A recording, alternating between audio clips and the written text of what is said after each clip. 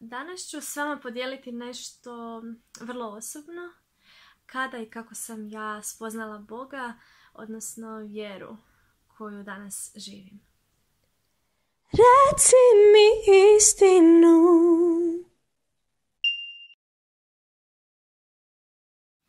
Krenut ću od djetinjstva. Odrasla sam u katoličkoj obitelji i vjera je za nas bilo nešto normalno. Išli smo na misu, molili smo se, no nije nikad bio neki pritisak. Opet smo imali svoju slobodu. Sjećam se te djetinje vjere oko 11-12 godina. Sjećam se prve pričesti kako mi je baš puno značila. Oko tih godina imala sam jedan neiskvaren odnos sa Bogom. Baš sam osjećala da sve što govorim Bogu, da me sluša i da mi uzvraća. Jedan događaj mi je ostao zacrtan. To je bilo dok je još pokojni Zvijezdan Linić držao svoje seminare. Bio je u Domu sportova taj vikend seminar i ja sam u toj masi ljudi uočila jedan stari bračni par, neki penzioneri su bili. I toliko su zračili nekim mirom, srećom, baš se vidjelo da imaju skladan odnos. I ja znam kad sam došla doma da sam ja molila Boga jednog dana da ja tako nešto ostvarim. Mislim, tada sam bila dijete, ali opet toliko me to dirnulo.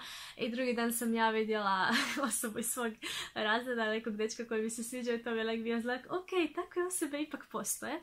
To razdoblje negdje osnovne škole je bilo razdoblje u kojoj sam ja bila u vjeri. No u srednjoj školi se nešto preokrenulo. Kao da ono sve što sam naučila sad je stavljeno na kušnju. Hoće li to sve što sam slušala i upijala, hoću li ja to osobno prihvatiti? Hoće li ta sad vjera naučena postati osobna? I tu sam se malo izgubila. Sjećam se da išla sam u školu, sve to obavljala, no udaljavala sam se od Boga. Nisam pronašla taj način da zapravo zadržim svoju vjeru. I jedno ljeto, to je bio 3. srednje, moja sestra se prijavila za jedan kamp, Modrave, ako neki znaju. Meni na prvu, ja sam čula za to, no kako sam bila udaljena od Boga, onda sam mislila, ajme, meni tamo su neki svi vjerski fanatici, mole krunice po cijele dane, neću ja to, ja sam daleko od vjere. Nisam ja htjela ići s njom, no onda mi ipak kopkala da pogledam tu stranicu. Svidjelo mi se, nešto mi je baš bilo super tamo, no prijave su završile. I nisam se mogla prijaviti, no pošto sam imala jako upornog tatu, on je onako njih zvao, jednom, drugi put, treći put. I jednostavno tako ih je nagovorio, iako su kapaciteti bili popunjeni. Došla sam tamo. Znači, tada sam imala nepunih 17 godina.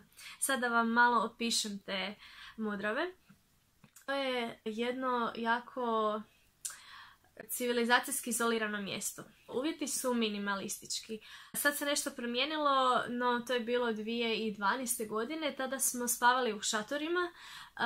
Nismo imali ni krevete, nego su bile one drvene kašete i nekakav madrac. Znači, jako neudobno. Suđe smo prali u zemlji, zube smo isto prali u moru, nije bilo ni tuša. Jako malo smo imali što se tiče fizički, no jako puno je bilo drugog materijala.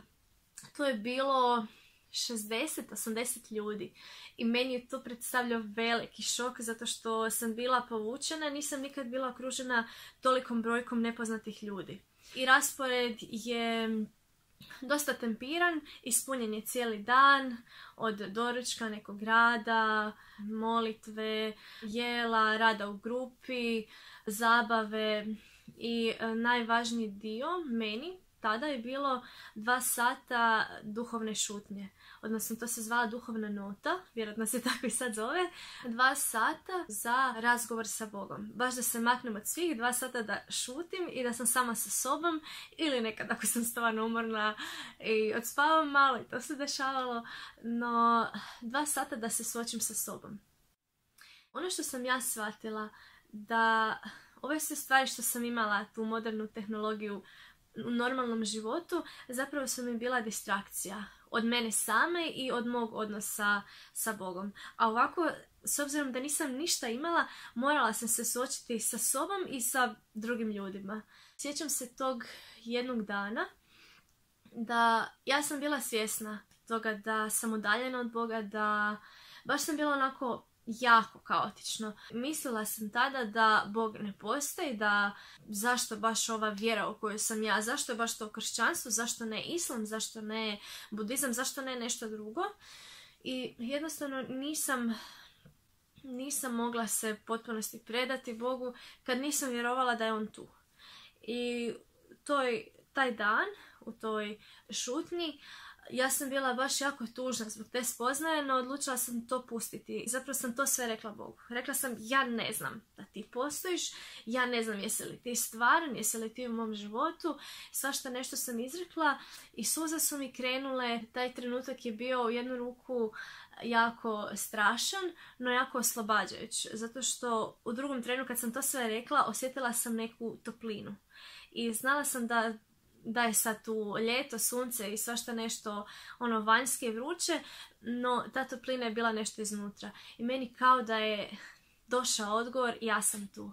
I to je mene smirilo i ostatak tjedna zapravo sam nekako još produbljivala sva ta razmišljanja, slušala sam druga svjedočanstva, slušala sam druge priče, druge borbe s kojima se mladi suočavaju. Shvatila sam da nisam sama. Ja sam mislila, tamo sam došla kao nevjernik, sad su svi tamo neki sveci, di ću se ja uklopiti. Na kraju sam shvatila, svi smo isti. Svi se oko iste stvari okupljamo i svi imamo slične borbe.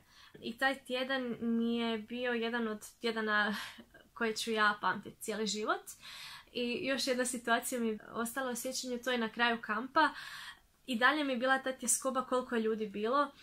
I ja sam samo čekala na tom pontonu, kao ajme meni, daj me uzmi u prvoj turi da ne moram više biti s tim ljudima, koliko mi dalje bila ta neugoda. Ovo vam sve govorim zato što znam da će se neki poistovjetiti sa mnom, da će se neki poistovjetiti sa ovom pričom, da će me neki razumjeti, ali jednako tako sam i svjesna da je ovo mnogim ljudima strano, da mnogi ljudi nisu spoznali Boga, da mnogi ljudi su jako udaljeni od vjere, od crkve i da nismo imali svi tu milost odrasti u katoličkoj obitelji, imali nekog da nam svjedoči vjeru, imali nekog da nam bude dobar primjer. Znam i osobe koji su drugi vjernici odbili od vjere.